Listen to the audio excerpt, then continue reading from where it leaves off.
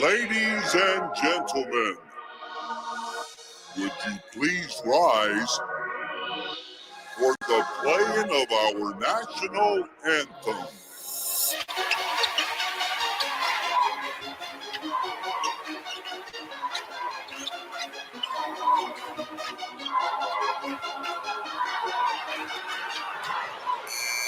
Game time, NBA, slamming ops like MMA in the octagon. When I'm about to rhyme, I drop a young 8 like it's mama time. Then 8 more, that's a Paul Gasol, they gon' say, whoa, that boy's raw. Got a fast break straight to the hole, drop the last 8, that's 24, and there's plenty more where that came from. Better know the flow grade A1, and I'm ambidextrous, AI. They can plan to exit, they can't hide. I got hands in the fight like Mayweather. I know your mans and I might think they better, but they ain't never. They featherweight, treble clever, heavyweight in every state, never delegate. My team the greatest from the NYC to Vegas. None of them in the game, I see the A-list, but none of them can't quite see me. They wish I'm raising the bar. You players ain't ranking and taking up space at the bar when we drinking. I'm calling the play. You balling the ball, we balling the day. We going all the way. We're taking off from here. Watch us we go. Ain't no one blocking nor stopping. We know we making every shot that we throw. Watch us we go. Going all the way. You know we coming going all the way. Up to something going all the way. We ain't ignore it going all the way. You can't ignore it going all of the way. What is good, ladies and gentlemen? What is good? This is your boy James, aka Hollywood J Black, live in the building once again. And I had a bad,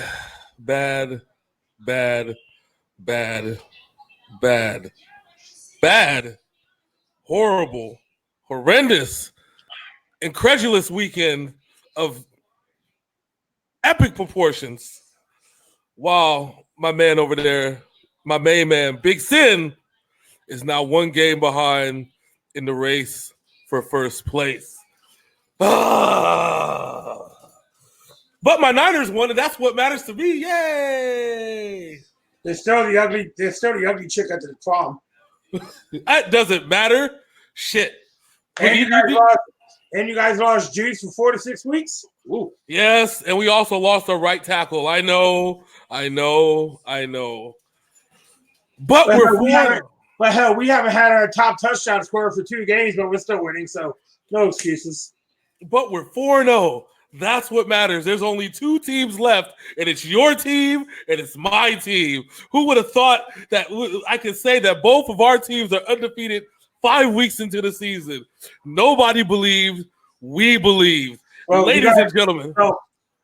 To not the rain in your parade, but you guys have had a bye week already. So. Yes, I know, but it's okay. Welcome to the Overtime Sports Show. I am your boy, Hollywood J Black. That is my man, my main man, Big Syn on the other side.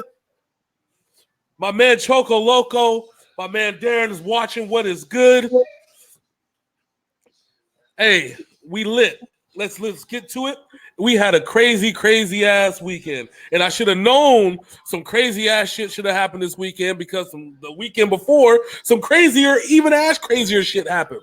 But this was just the icing on the cake for crazy ass shit. All right, so as I like to do, I like to start off by giving my standings for the week and for the season. This week I went 9-6. My boy over there went 6-9. Putting our season totals at, I got 47 wins and 30 losses. He's got 48 wins and 29 losses. Holding on to that tight victory. That tight little margin. We're going to make it. I'm going to beat you. Better watch out. This is just a bad week. It'll be all right. All right, so let's get started off with our first L of the week. As we both chose the Jacksonville Jaguars to beat the Carolina Panthers, and they could not get past this Panthers defense when it mattered. True. And it wasn't even, and the crazy part about it is everybody was talking about the Minshew magic, but I forgot one small thing in this whole equation was that man, that big dog, that man's man, Christian M. Effin McCaffrey. So as of right now, the NFL is Christian McCaffrey's world, and we're just living in it. Yeah, pretty much. The dude had probably one of the he's had some great performances all season, but this performance that he did against Jacksonville's defense probably is one of the more impressive performances I've ever seen. Homer busted out an 89-yard run for a top. touchdown. Off top. And the front flip for a touchdown. Yes. Now, because of this game, Christian McCaffrey has been brought into the MVP considerations. Well, he should have been there anyway. Well, of course. I mean, last year, no doubt, Christian McCaffrey was that dude. He just needed somebody to get him the ball a lot. It just so happened. I have a feeling that we might have seen Cam Newton's last game in Carolina. We may. I mean, that's the really sad part about it is that he's become expendable at this point because what is it? Is it? I forgot who their offensive coordinator is. It Norv is their offensive coordinator? Yeah. No. So he's actually running Norv Turner's offense the way that I'm talking about Kyle Allen here, ladies and gentlemen. Kyle Allen. He's actually running Norv Turner's offense the way that it's supposed to be ran. I mean, you can't. This is the same offense that Phillip Rivers was in 2 years ago. Who would have known that Kyle Allen would have did it? But remember that we talked about this a couple weeks ago. We said that the teams with the best running game have been able to achieve the greater things now. And just so happens when you have a stud running back like Christian McCaffrey, shit like this happens. I mean, he runs the ball exceptionally well. He catches the ball exceptionally well. Like this is like Bill Belichick's wet dream, right? Like if Bill Belichick. That's why the Patriots tried to trade up to draft him, but people were like, "Nah, fam." And they got held back. Like, no, we can't have that. If he gets him, we're all screwed. Fuck this, fuck that, and fuck you. Well, before we move on real quick, I seen today, even Adam Schefter has posted it. The Patriots are the number one team in the NFL in the trade talks for AJ Green and Tyler Eifert. Yeah, because the Patriots have the most to offer right now, which is insane. And they could the whole thing about it is they can let AJ Green sit, not even stress about it. Be like, yo, you can play in like week 12. We good. You know what I'm saying? like that's what the Patriots are doing right now. It's like learn your offense and tell us when you're ready. Yeah. But let me go over these stats real quick. It's not that Minshew had a bad game, but we knew there was going to be some fall off at some point, right? Like I said, it wasn't bad.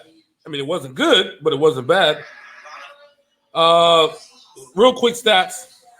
Minshew went 26 of 44 for 374, 2 touchdowns, no interceptions. And Leonard Fournette even broke 100 yards, 23 carries for 108 yards. I think at some point, though, DJ Clark. This dude came out of nowhere. 8 catches for 164. On the Panthers side of the ball, give me a second. I'm getting there. Panthers side of the ball, Kyle Allen, he didn't have a great day. 17 of 30 for 181. But Christian McCaffrey had 19 carries for 176 yards, 2 touchdowns. Also had 6 catches for 61 yards and a touchdown. I mean,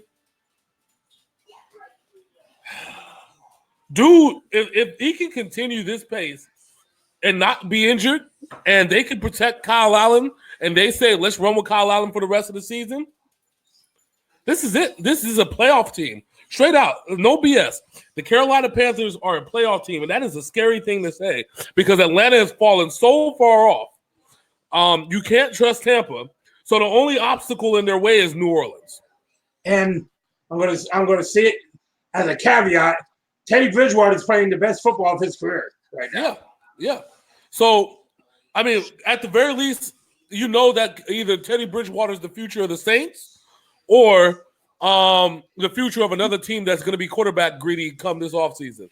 The Saints were willing to pay him starter money to be a backup to Drew Brees, which I think they're willing to do that again if Drew Brees decides to stay for another year or two. New Orleans actually has some decent cap space in the next couple years, so I wouldn't hesitate. The only big thing they got to do is Alvin Kamara. Yeah. Contract to be up. Yeah, it'll be up. It'll be up. Not this year, but next year. So at least they can negotiate this year, try to get him on the cap, and make all the good shit happen. But Carolina looks legit. They look good. If it wasn't for my Niners creeping up 4-0, still undefeated in the division, and we'll get to that game later, but somebody's gonna play playoff spoiler. I don't know who it is yet, but we'll see. We'll see. I mean, shout out to Panthers, man. Shout out to Kyle Allen holding it down while Cam Newton's out. But looks like you said, this just might be we might have no longer see Cam Newton in a Carolina Panthers uniform. He's not going to go to the bench. There's plenty of teams that are willing to trade for him. Oh, especially after this. Oh, hell yeah! All right. So next up, we have Tank Bowl game number 1. Woo! Both of these teams should have been trying to lose for high draft picks, but one of them had to win. We have the midget, Kyle Murray, and the Arizona Cardinals at the Cincinnati Bengals. The Bengals do not look like a very good football team, even though they have the better quarterback. But Kyle Murray did whatever he wanted late in that game. Make no mistake about it. The Cincinnati Bengals, I believe, tried to tank this game in the beginning. At some point, so Arizona was up 13-6 at the end of the half, okay? And then I don't know if somebody accidentally kicked the field goal, and it ended up being 13-9. And then out of nowhere, Cincinnati scored 14 points. And then here comes they almost blew the game, and Kyler Murray just came back, gets the victory for him. Kyler Murray still doesn't – I think he has a couple touchdowns, but he didn't have any touchdowns in this game. He was the Arizona Cardinals' leading rusher with 93 yards as opposed to David Johnson's 91 yards. On the Bengals side of the football, Andy Dalton continues to play Andy Dalton football. 35-38 attempts. You know how it goes. Completes about 27-28 of them. 262 yards, 2 touchdowns. We had a Joe Mixon sighting, ladies and gentlemen. Joe M.F. and Mixon. Yeah, he had his best game of the season. Yep, and still no touchdowns. Tyler Boyd in cleanup duty for A.J. Green in 10 catches, 123 yards. And, bruh, like you said, somebody had to lose this game. I'm surprised that it didn't end up in a tie. I think I picked the Bengals in this game. We both picked the Bengals in this game. Oh, yeah, we both got screwed over. Yeah, oh, my God. Because I really thought that Andy Dalton would find a way. And you would have thought that he would have found that way. Arizona's defense showed up out of nowhere, but then disappeared in the second half. So there's that. I mean the Bengals, the Cardinals defense showed up in the second half. I mean for the first 3 quarters. It was a weird-ass game. Typical garbage-ass game to me, if you ask me. But all right, so next up we have our first combined win on Sunday. We had the Houston Texans mollywop the Atlanta Falcons 53-32. I was drinking something, and when I saw that score, I choked on whatever I was drinking on. When I saw that, I was like, what the fuck? Just like another score we're going to talk about later on. But that right there, remember we talked about this. We said that the writing was on the wall for Atlanta. Didn't we? Wasn't this the one that we got right? Nailed it. We said the writing. We both picked the Texans. We both listen to these stats real quick. Oh, Deshaun Watson, 28 for 33, 426 yards and 5 touchdowns. We said that the Atlanta defense is underratedly bad. Okay, you know how some teams are underratedly good, like they're under the radar, but they're good. This team is under the radar and they're bad. Like you don't know how bad this Atlanta Falcons team is.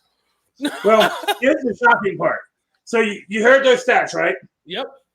If you came in from a layman's point of view, knowing DeAndre Hopkins is the best player in the NFL, how many touchdowns do you think DeAndre Hopkins would have had in this game? At least 2, minimum. Okay, here you go. DeAndre Hopkins stats. 7 catches for 88 yards. No touchdowns. Will Fuller, 14 catches, 217 yards, and 3 touchdowns. Which tells me that the Falcons spent the entire game, once they got to past the 50, double covering DeAndre Hopkins. And the other 2 were Darren Fells had 2 catches with 20 yards for 2 touchdowns. Yeah, both of Darren Fells' catches. That's the one thing. Both of Darren Fells' catches in the red zone were touchdowns. So, yes, the Atlanta Falcons are just a bag of hot garbage. No, and we said this. I just said, you know when a team is underratedly good? No, the Atlanta Falcons are underratedly bad. You don't know how bad this team is. Like, people don't realize they're like 28th or 29th in pass defense. I think around 30th in run defense. They couldn't stop a freaking fly from going through a shredder. You know what I'm saying? Like, motherfuckers just gonna go through without being scathed. Here you fucking go. I just shook by. Like I said, the writing on the wall. Oh, Coach Neal should have been fired after that game, if you ask me. But he keeps his job apparently. All right. So next up, we have our first differential pick of this week. My man's right there next to me, who I'm staring at right now, picked the Tampa Bay Buccaneers over the New Orleans Saints. Teddy Bridgewater became the second quarterback in history since the merger to get 300 yards and and 4 touchdowns in a game for one team. Drew Brees, of course, did it earlier this year, and now Teddy Bridgewater did it now. Oh, Jesus Christ. Wow. Teddy no longer fears that his leg is going to give out on him, so he's actually playing football. I think he's really comfortable in that offense. I watched the game because it comes on locally here. I watched it, and I said to myself, Teddy freaking Bridgewater is about as comfortable as anybody throwing the football now. I was really impressed. He had poise in the pocket. He wasn't jittery. He didn't hesitate to get the ball where it needed to be. Can he consistently throw 300 yards per game? I don't think so, but you don't need him to. He's Alex Smith, but braver. If that's a good comparison? Yeah. Yeah. I mean, because he's not afraid to throw that deep ball or throw it in a tight coverage. Alex Smith plays safe ball. Bridgewater's that dude. Like, I think Bridgewater has no fear, and I love it. What do you think? I think this Tampa Bay Buccaneers team is this year's Tennessee Titans. Well, on paper, they really weren't supposed to win this game. So it's one of those things that, and we'll get to Tennessee Titans in a minute, some bitches. But I really picked them because I thought the defense was going to be the edge. I really fucking did. And my feeling was that Tampa Bay's defense was better equipped to handle this job than, especially if you consider what happened the week before with Tampa Bay and Jameis Winston dropping 40 on the Rams. I thought that we're in a better place. Like, apparently not. Nope. All right. So next up we have, I'm guessing Kirk Cousins heard what Adam Thielen said, because Kirk Cousins had himself a game against the New York Giants. As the second game that we picked opposite of, I told you I wasn't picking the Giants 3 weeks in a row. And I went with the Vikings, and this young man next to me took the Giants, and hey, I got another win. It looked like a perfect storm, right? All this drama surrounding Minnesota, and then the Giants coming here like, hi, I'm Daniel Jones. Hey, my name is Daniel Jones. Okay, but hey, my name is Daniel Jones. When their defense gives up to Dalvin Cook 218 scrimmage yards, and Adam Thielen had 130 yards receiving and 2 touchdowns. I just said fuck it at that point. I just like. And let's also not forget, Stephon Diggs did not play this game. Yeah, no, he was deactivated. Because we're going to have Stephon Diggs and AJ Green in New England. Oh, Lord. Quit having your wet dreams, Phil, okay? Damn. You say that because you know it's a possibility. Scarily, yes, it is a possibility. Oh man! But shout out to the Vikings. They got their shit together. Kirk Cousins got his shit together, and ended up delivering a solid game against one of the weaker pass defenses in the NFL. They stopped the Daniel Jones trend. A pass defense that has to go up against the New England Patriots tomorrow night. Oh yes. Don't remind me, sir. Okay, don't remind me of your cakewalk dreams. All right. Did you know? Since 2014, the Patriots are 21-2 in October. Oh Lord. Well, remember at some point they were undefeated in November, and then last season happened. But then last season happened and they won the Super Bowl. But still.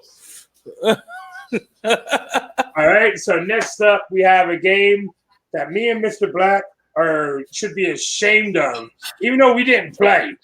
The team we picked should be ashamed because over in London, the Oakland Raiders got a big on Chicago. They stopped Khalil Mack, and the Raiders pulled out a squeaker in the end. The Raiders led for the majority of that game. That's the scary part about that. Give me a second. I got to pull up these stats. Because I thought when I looked at the stats on paper, and that's why we don't play games on paper. But when we played this game on paper, it looked like the Bears should have been the more dominant team. And that wasn't the case. Well, in the second half, they were. But they got down too big in the first half. Yeah, they were down 17-0 in the first half. Then Chicago came up and scored 21 unanswered. And then all of a sudden, Oakland came out, got a touchdown, stole the game. Chase Daniel went 22 of 30 for 231, 2 touchdowns, but 2 costly picks. They could not get the running game going at all. Cohen got shut down real good. David Montgomery got shut down real good. Meanwhile, on the Raiders side of the football, Derek Carr went 25 of 32 for 229, no touchdowns, no interception. But Josh Jacobs, remember how we talked about the running game, 26 carries, 123 yards, 2 touchdowns. DeAndre Washington, 6 carries, 17 yards, but a touchdown. It's the running game is key to winning in the NFL. Somehow they were able to run the ball up the Bears' throats, which is surprising when your linebackers Khalil Mack. That has me kind of worried, sir. A little bit worried about Bear Country. Bears might not make the playoffs this year. Which is sad because they were like our one of our picks to contend for the Super Bowl this year. Yes, I know, but with the emergence of Detroit and Green Bay doing what they do, it's going to be very hard for Chicago to get there. Yikes, my man. Yikes. So, can I throw in a fun fact real quick? Yeah, sure. We're building up to the Patriots anyway. Yeah. Get this. Fun fact. This season, the New England defense has more fantasy points this season with 98 than Aaron Rodgers, Ezekiel Elliott, Todd Gurley, Julio Jones, and DeAndre Hopkins, and all the tight ends in the NFL. Damn. How the hell the defense scored 98 points in 5 games when usually some defenses don't score 98 points for a season? It's all Miami's fault. That's what it is. That dog. When you play when they played the Dolphins and the Jets, they racked up all their fantasy points those 2 games, and then that one game. What was it? What was the game that they completely shut whoever down? It was a halfway decent team. I can't remember. Pittsburgh. I think it was, Pittsburgh. Yeah. There you go. That was even worse too. Oh, Jesus. So here's another one. Tom Brady, who has 212 wins, has 210 more career wins than the starter Daniel Jones, which is the largest win difference between opposing starting quarterbacks in NFL history. It's because fucking Tom Brady's old. That's why. Oh, Lord. Okay, so next up, let's talk about a team who the Patriots already beat the shit out of, and we said that we'd retire from the show if they won this game. The New York Jets got demolished by the Philadelphia Eagles, and the Jets are hands down the worst team in the NFL. Yes. What Nick Falk played this game, and he got decimated, dominated. That's because they put Nick Folk on the field with only having Friday with the starting team. Yeah, because the nigga's been in concussion protocol ever since. At some point, you just have to say fuck it, right? I mean, I understand that what's his name is the starting quarterback. I don't remember his name. You probably remember his name. Do you remember his name? Who? The Jets starting quarterback normally. Sam Darnold. Darnold, yes, the darling Darnold. At some point, if you know that Sam Darnold is mono the kissing disease, I don't know who he's been kissing there. I hope it wasn't Le'Veon Bell. But anyways, but at some point, if your second string quarterback is Luke Falk and you have no other options, maybe you think it's probably time to get an option. I mean, I'm just shooting it out there, right? I am pretty sure that Jamarcus Russell could have done a better job at quarterbacking this Jets team than what Luke Falk has done these last 3 weeks. I am sure that Alex Smith, fucked up leg and all, can quarterback this team better than Luke Falk. Hell, no, Betty, I'll give you one more. I bet that retired ass fucking not Johnny Unitas, but the other quarterback, that's Joe Namath, and his old ass can lead a team better. I've seen that nigga playing on scrimmages, the old man scrimmages that they did like a couple years ago, where they had him and Joe Montana and shit as a starting quarterback. I've seen Joe Namath still can throw a fucking football. Okay, I'm pretty sure that Joe fucking Namath, old ass 70-something Joe Namath, can get back there and be a better quarterback than Luke Falk. This is ridiculous. You know it. I know it. America knows it. This is BS. So, Philadelphia Eagle fans are all happy saying they're back. You beat the Jets. Call me tits. Philadelphia Eagles fans have no room anywhere. It took. They didn't win a decent game until week 3. Okay, they don't have any rights to anything at all. They can go fuck themselves. They're just like Cowboys fans who thought they were going to the Super Bowl after beating the 27th, 28th, and 29th worst teams in the NFL. We them boys. We them boys. Oh, I can't wait till we get to that game. I can't fucking wait. You know why I can't wait? Why? Because you picked the Cowboys. Yes, I know. All right. Even though you know Aaron Rodgers is their daddy. I'm never picking the Cowboys ever again this season. I promise you. Unless the Cowboys are playing the Dolphins and the Jets, I'm not picking the Cowboys anytime this season. I just want to let you know that right now. Right, I need you to hold. No, wait. I need you to hold me to that too. You need to remind me, even when it's a sure fucking thing, like. So the team's down to their 5th string quarterback. Like the punter's the fucking quarterback in the game at this point because Colin Kaepernick won't even play for the motherfuckers. Okay, there it is. There it is. Like you got to hold me to it. Like literally, the whole Cowboys team can play, and they could be playing a replacement. Okay. So what I'm going to do to hold you to that? Yeah, I'm just going to put your initial on the team playing against the Cowboys for the rest of the season. Good. Fuck it. No matter what comes out of your mouth, I'm still going to do it. Good. Fuck the fucking Cowboys.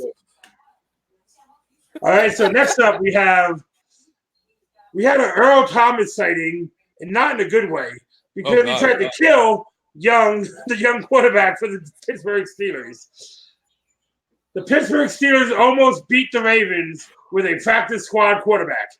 This tells me how bad the Ravens actually are and that they cakewalked through their first 2 games. Mason Rudolph is not a practice squad quarterback, okay? No, he is the guy who came in to relieve him after getting knocked unconscious. He's a practice squad quarterback. Yeah, you're right. Yeah. Back and almost beat the Ravens. Was just signed to the practice squad on Friday and had to play on Sunday. Dude only knew like 10 plays and shit. And he almost beat the Ravens. Isn't that sad when you almost beat the Ravens with 10 plays? All right, so there's a couple of things to digest with this. Do I think Earl Thomas was trying to hurt Mason Rudolph? No.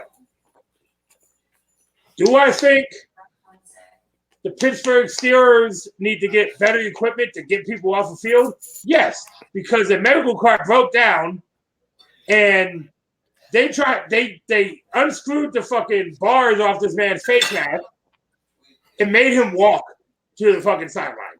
Yes, because that's exactly what you should do with a concussed player. That's right. I mean, you're taking off the face guard because you don't want to remove the helmet because you don't know if there's something wrong with his neck. But yet you're going to have two people yank him up and then walk his ass off the field. That's fucking logical. That's right. Good job, Pittsburgh. Logical. This is why Le'Veon Bell said, fuck you guys. This is why Antonio Brown said, fuck you guys. This is why Juju Smith-Schuster doesn't even want to play for you motherfuckers anymore. And this is why the owner of the team said it's Ben Roethlisberger and his 52 children. Do you know why? You know what Juju Smith is reminding me of this year? What's that? Jerry Porter. Remember the Jerry Porter after Tim Brown got let go and Jerry Rice got let go and Jerry Porter was supposed to be the franchise? Here's a cliff and here I go. Woo-hoo. I mean, I think at this point, the Steelers would rather have Martavis Bryant back than some of the shit that's going on. They'd probably rather have Plaxico Burress with a bullet in his leg over prefer what they got right now. Fucking shit, man. I have a feeling they're on the phone with Cordell Stewart asking him if he can come back and play for the rest of the season. They're Cordell. They're trying to get a hold of Hines Ward and shit. Antoine Randall L. Let's bring back the old school boys. Hey, Jerome Bettis looked great in that flag football commercial. Oh, no, he looked great. Excellent. We got to bring back the boys. Me and the boys. We're playing old school football. This game showed me that the Ravens are not that good. Oh, we knew that they had a leaky defense. Because everybody, you know what it is? It's synonymous in our heads that the Ravens equal good defense. Yes. But this year defense is the exact opposite of Ravens teams before, which is why they've been trying to outscore their opponents as opposed to stopping them. You can only pay so many people. Are we going to have a team led by Trent Dilfer and pay the whole defense? Or are we going to have a team led by Lamar Jackson in the offense and say we're going to go budget on the defense? Well, they went with the latter, and now you see what happens when you almost lose to a practice squad quarterback who's only running 10 plays out of the entire offense. It's true. It's damn true. Woo! All right, so next up we have a game, and I told you this was going to happen. When I picked a certain team, they fucking lose, and it just so happens to be the Buffalo Bills at the fucking Titans, and the Titans fucking lost because Marcus Mariota does not like me. Who did I pick again? You picked the Titans too. Oh, God. You know, it's messed up because every time I pick the Bills, they lose too. We cannot win. You hear me? We cannot win. We cannot okay, so this game was all defense. That's what this game was. All defense. We called it, said it was going to be a great defensive game, though. At least we got that part right. But at the last minute, they let Josh Allen play. At the last fucking minute. I didn't even know that either because if I would have knew Josh Allen was playing, I would have picked Buffalo easily. They announced it. They announced him going from doubtful to playing Sunday morning.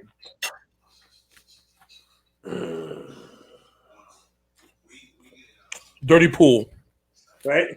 All right, so I'm going to give you a stat, and I want you to tell me what team we're getting ready to talk about, okay? Okay. This team have allowed a 44.0 passer rating to opposing quarterbacks this season. Opponents' quarterbacks would have a 39.6 passer rating if every pass they threw was incomplete. Damn.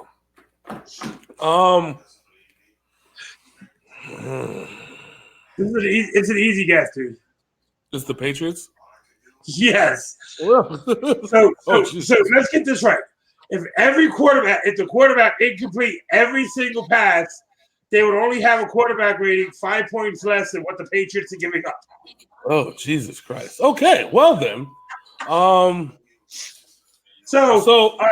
So the Redskins got really happy because a couple missed tackles and they got up for they're the first team to be up on the Patriots this season. And that was the first and last time they'd be up the whole entire game. Colt McCoy was sacrificed to the gods in this game. As it should have been. And the passing defense still have not given up a passing touchdown through 5 games of the season. I feel that they're running the Mahomes defense on everyone. Like this is how we're going to defend Patrick Mahomes. Okay. All right. So now we're play every quarterback like that Patrick Mahomes. That's why we have team total 12 interceptions, 22 sacks. They're playing every team. He's Patrick Mahomes. It's the Dolphins, though. Fuck you. It's Patrick Mahomes. You get there and stop him like he's fucking Patrick Mahomes. Okay. Okay, so here's some of the defensive stats for the Patriots. Okay. On the season, total yards allowed, 239. Oh, geez. Total yards allowed. Oh, fuck. Now, keep in mind that total passing yards, 161 in 5 games. I like to keep in mind that Gardner Minshew and Kyle Allen combined for 600 some yards passing. So to understand how incredulous. And also to understand that Christian McCaffrey has over 500 yards rushing. So to understand how incredulous that as a team total, they've only allowed 289 yards as a whole fucking squad. All right, here's the funny one. So Frank Gore had a 100-yard game against the Patriots, correct? Yep. On the season, they've only given up 78 rushing yards because of all the other times they stopped people for a loss. Jesus. That means net negative 22 and shit. You take out Frank Gore's net negative 22. Oh, my God. Total points allowed per game this season, 6.8. And this is the team. See, you got this is we knew that. They're averaging 5 sacks a game. How do you average 5 sacks a game? Want to know what their third down efficiency is for the opposing teams? Yeah. 12%. Oh, jeez. Welcome to the offense of the New England Patriots. It is our defense. So, again, let's put this in perspective now. What's his name? They're averaging 5 sacks a game, where Shaq Lawson has 9 sacks as a single person, has 9 sacks as a person. So, in perspective, the next person behind Shaq Lawson has 5 sacks. So they're averaging as many sacks as the majority of the rest of the NFL. Like actual sacks, I mean. So they have 24 sacks, 11 interceptions. Yeah. Yeah. Yeah. And now this week they're playing the Giants, who the Patriots are 11-0 against quarterbacks under 25. So here's some thoughts, okay, about this game. So they really based this game as the game that they were going to fire Jay Gruden. At least some point, America knew that they weren't going to win this game, okay? America knew that the Redskins had absolutely, positively zero chance of beating the New England Patriots. It wasn't going to happen. Even the little kids in Africa that get the fake shirts, the Super Bowl shirts, knew that the Redskins were not going to beat the New England Patriots. Okay, they're like, no, give us our Patriot shirts. We know the Redskins lost. You said Redskin, no Redskin, Patriot. Okay, that's how bad this beating was. And for this one to get the base Jay Gruden's job on, you got to give him a reprieve. You got to wait till next week. We knew this shit was. They're not going to give him a reprieve because the night before the game, he was out there smoking weed and hitting on young bitches. That's why. Man, he knew he was going to get fired. What the fuck you think he was going to do? Let's really be honest. Let's be honest for a second, okay? If you're an NFL coach and you know you're in your late 30s, early 40s, right? And you know the writing's on the wall. You're single. Fuck it, get some DC bitches and get your head turned up. I mean, what the fuck you want to do? What more do you want? So I mean, if you're looking at the New England Patriots, they look like they're not slowing down anytime soon. And if you look at the Washington Redskins, they look like they're fucked. So how does Ozzy Man get it? Welcome to destination fucked. Yes. Fucking exactly. So with that said, let me tell you Tom Brady's stats for this game. Go ahead and talk real quick. Let me pull it up. Yeah. So understand how bad this was. The rumor was that Dan Snyder did not want Jay Gruden to play Dwayne Haskins this game either. Even if Jay Gruden had the thought to, that he wasn't going to sacrifice his future franchise quarterback because Jay Gruden wanted to be an asshole, which is why Colt McCoy miraculously recovered from his knee injury and played in this game. It's fucked up because him and Alex Smith were in the hospital together at the same time with the knee injuries. He had a broken leg and a torn ligament in his knee, and somehow he miraculously. This was supposed to be a 11-month recovery process, which is the reason why they drafted a quarterback, because neither of those two quarterbacks are going to be available until November, possibly December. And somehow, miraculously, here's fucking Colt McCoy. Let's just prop him up like Byron Leftwich with his broken leg and drag him to every first down. Guess what, guys? Unfortunately, how many first downs did they have? I got to look up that number again. Redskins? Yes. How many first downs did the Redskins have? Hold on, I'll tell you right now. All right, so here's the Redskins' stats in this game. Mm-hmm. Passing yards, 78. Oh, God. They had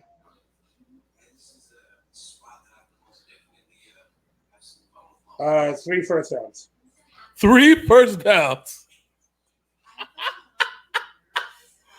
Oh, shit. It was worse than I thought. Oh, my fucking God. Oh, Lord. In this game, Tom Brady passed Brett Favre for the 3rd most passing yards in the NFL. This week, tomorrow night, he will pass Peyton Manning. He's going to break all the records. Tom's like, fuck your records and fuck you. So Tom Brady's stat line for this game. Yeah. 28 of 42 for 348 and 3 touchdowns and 1 pick. Hey, here's something for you. You ready for this? So you know that one touchdown that dude caught Steven Smith, that run that he had? The run play, yeah. Yeah. So you know that he did not get the ball for the rest of the game? Mm-hmm. Not at all. Not even once. It's like he had 1 rush for 65 yards and a touchdown, which makes it even more impressive that on the season the Patriots weren't giving up 78 rushing yards.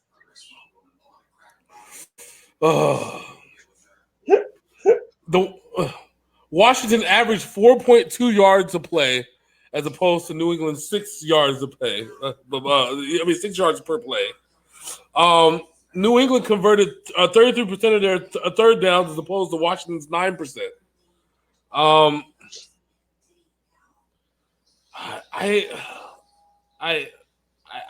don't know.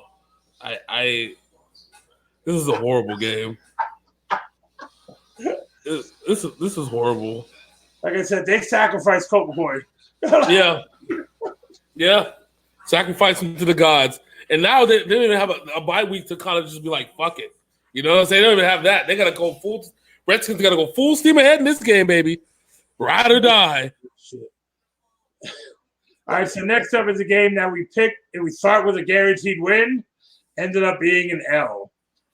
Even though the Denver Broncos tried to give it back to the Chargers at the end of the game like they've done all the games before, The Chargers just suck, man. Melvin Gordon played this game, didn't he? Yep. And apparently, my understanding is that what's his name? He had way less carries than your boy, the other dude. I can't remember his name. See, I'm bad with names. Hold on, let me pull up the stat lines. We got to get the stat lines for y'all. Give me a second here. Okay. So, Melvin Gordon had 12 carries for 31 yards, while Austin Ekeler had 3 carries for 7. The whole running game was shut down. Chargers could not run the ball worth a damn. Phillip Rivers went 32 of 48 for 211 yards.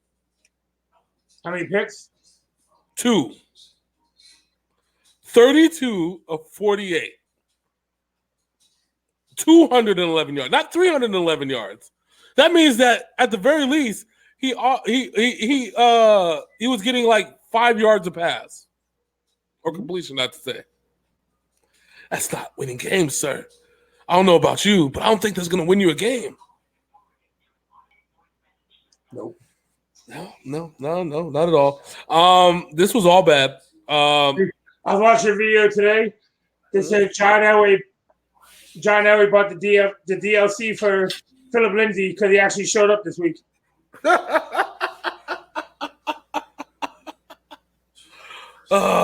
Fucking Philip Lindsay. Where the hell were they? The run game has been all year for the Broncos, non-existent up until this week. So John Elway just had to pay EA that DLC money.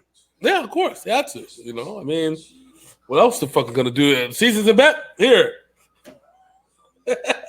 Fucking shit. So next up, we have another that picked opposite, and I've already mentioned that you picked the Cowboys. Aaron Rodgers continued his domination in Dallas of the Dallas Cowboys, and at this point, Stevie Wonder would be a better quarterback than Dak Prescott. Oh God! See what happens when you shut down the running game of the. Who the fuck was Dak Prescott trying to throw to? Nobody. That's exactly what it was. See, only one running back had a good game, and his name was Aaron Jones. He had 3 touchdowns, right? Yeah, he had 3 touchdowns. Ezekiel Elliott, he ran 12 carries for 62 yards. The problem was by the time it was all said and done, they were so far behind, all they could do was throw the damn football. They did get robbed, though, on one play. It was a pass. It was right in the end zone. It was right in old boy's hands, and he fucked it up. And then turned it into a pick, if I remember correctly. Yep. Oh, yeah. So, it's not all on Dak Prescott, but Green Bay put up like 31 unanswered points at some point. And so you already know how that went. Or 23 unanswered points. It was all bad. I'm like, really? This is what we're going to do? I had turned off the game. I was just like, nope, not going to watch this garbage ass no more. I had faith in Dallas. My faith is no longer in the Dallas Cowboys. I don't give a fuck if it's intentionally losing games. I'll even look at the schedule, pull up the schedule when we do the show this weekend. I don't give a fuck. I'm no longer voting for the Dallas Cowboys. You can kiss my black ass. I don't even care if it's the Redskins. I know they're still going to play the Redskins again. Fuck that. I trust the Redskins more than the fucking Cowboys. Yeah, I said it. So I trust Jay Cutler more than I trust the Cowboys.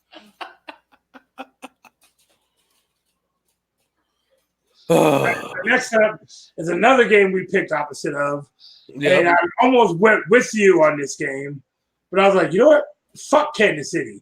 We have the Indianapolis Colts pulling out the biggest upset in NFL history by holding the Chiefs at 16 points. You know what's messed up? Them in Kansas City. You know what's messed up? Because didn't I call that this game was going to be a trap game? I said that this game was a trap game. And I still picked them. I'm a fucking idiot. If I was betting, then I would have picked the Indianapolis Colts because I didn't think Kansas City was going to cover the spread. So Patrick Mahomes is visibly hurt. Yeah, he is. How much can this man do? That's the question that you have to ask. How much more does this man going to have to do? Yes, he has LaShawn McCoy, but LaShawn McCoy's been all right. He's still not used to the offense. It's too fast for him. No, I mean, he doesn't even have his weapons. I think he's too fast for everybody else. He just wants to get the ball down the field, which is why he performed the way he performed. But if you don't have Tyreek Hill and you don't have Kareem Hunt, and if you notice, once they lost Kareem Hunt last year, that's when they went downhill. They went downhill. Yep, because he was just as fast as Mahomes can throw. And without Tyreek Hill, it's been a big-ass question mark in Kansas City. And now the chickens have finally come home to roost. But shout out, but let's not take anything away from the Colts. They came out with a perfect, excellent game plan to stop them. I was really impressed about the game plan that they threw at them. So I only have 9 minutes left, so we're gonna do the next two, and I gotta run. You can do the baseball shit. Oh no, that's fine. We can talk about the baseball shit later. But let's go through. We got 2 left. Yep, and we're gonna talk about your ugly day to the farm. Your San Francisco 49ers obliterating the Cleveland Browns on Monday night, and Nick Bosa owed that to I almost said Johnny Manziel, to Baker Mayfield. Nick Bosa had 4 sacks in this game? Yes, he did. He planted the flag? Yes. He planted the fake flag, and then after the game, he planted a real San Francisco 49ers flag over where he sacked Baker Mayfield in the same spot. So now, the only thing I'm going to say about the Niners is they need to tell Richard Sherman not to lie on TV.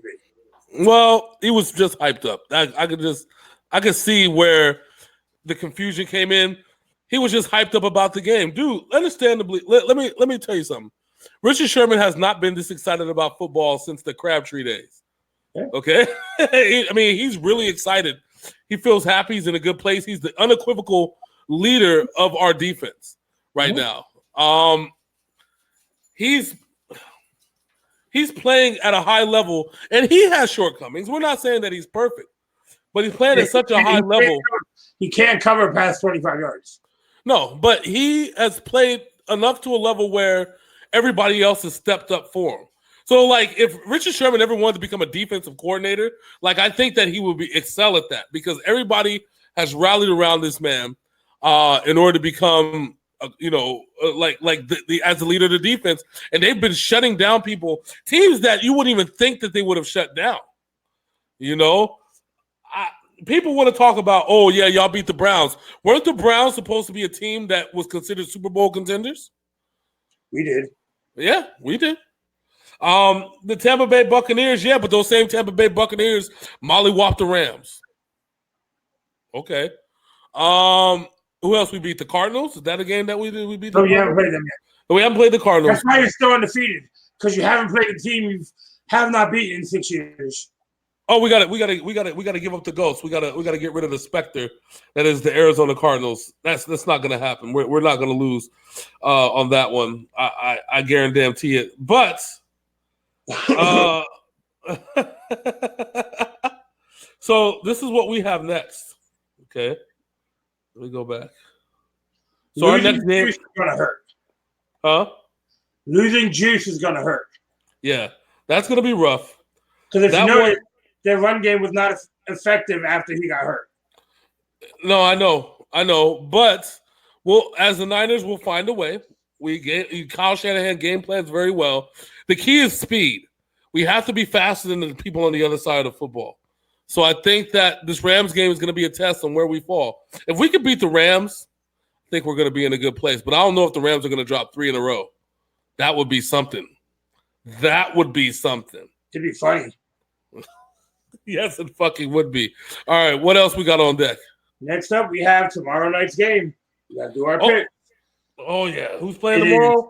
It is the New York Football Giants at your reigning, defending, undisputed Super Bowl champions of the world, the New England Patriots.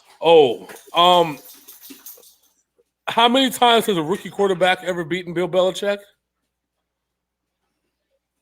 How many times has Bill Belichick ever lost to a team 3 times in a row? So you're telling me that a team is coming in that is starting a rookie quarterback, and they're playing for the third time in recent memory in a row?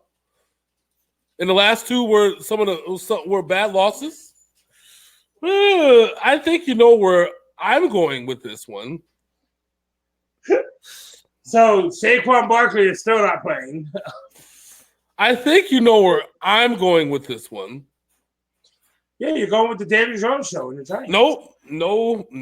Negative. Not happening. Nope. Like Bugs Bunny, no. New England Patriots by like 40. I don't fucking know. Okay, so the New York Giants have a very suspect pass defense and kind of a suspect run defense. Sony Michel found his legs this past Sunday at Washington. You said suspect. Their two biggest weaknesses is that they can't provide pressure to the quarterback and they can't defend the pass well. And you're talking about suspect? No, they're guilty. Suspect? No, we caught the motherfuckers red-handed. All right, the statistics don't lie. So, a couple of things on New England side of the ball. Yeah. Ben Watson cut without playing a game this season. Yep. And Antonio Brown, I don't know if you saw this on Twitter, asked all his followers who are Patriots fans to ask them to bring him back. What the fuck is wrong with this man? CTE, bro. CTE is a hell of a drug. I mean, I don't even know what to make of Antonio Brown anymore. I've given up on the Antonio Brown show a long time ago. I don't even know if Antonio Brown really knows what Antonio Brown really wants. And you have to thank Vontaze Burfict for all of this, because before that crazy ass hit, he was a normal person. And that was the next thing I was going to bring up. The NFL finally stood up and stood by their decision. Vontaze Burfict is done. Yeah, he's out for the season. He's not playing anymore. I don't think he's going to play NFL again.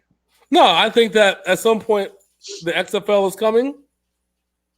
And also, we didn't talk about this on the Raiders game. What the fuck was up with Richie Incognito using somebody's head to get up? I mean, he had to get up. What else was he going to use?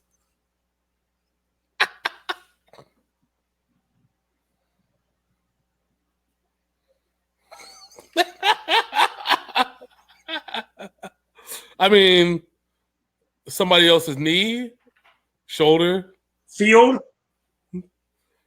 I mean, he's an offensive lineman. He's a big fella. He's got plus he's carrying like 30 pounds of padding on him. I mean, all right. So me and Mr. Black are in agreement on this. The New England Patriots will win this game. That's all I got, man. That's all we got for this. We're gonna have some more in-depth stuff probably later this week. Friday. Yes, I might have to do a surprise Thursday show for the baseball stuff to catch up with that. And I know Big Sin, you're probably going to be busy. I might just throw that one out there. I'll be watching the Patriots play the Giants. That's what I'll be. Yes, so I'll throw that one out there probably after the game. You never know. I might just pop up on your timeline and just say, fuck it.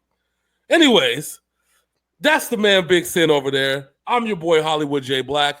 This is the Overtime Sports Show. Catch it on the podcast on anchor.fm/Sinful Black Radio. Catch us on Sinful Black TV on Facebook.com/Sinful Black TV.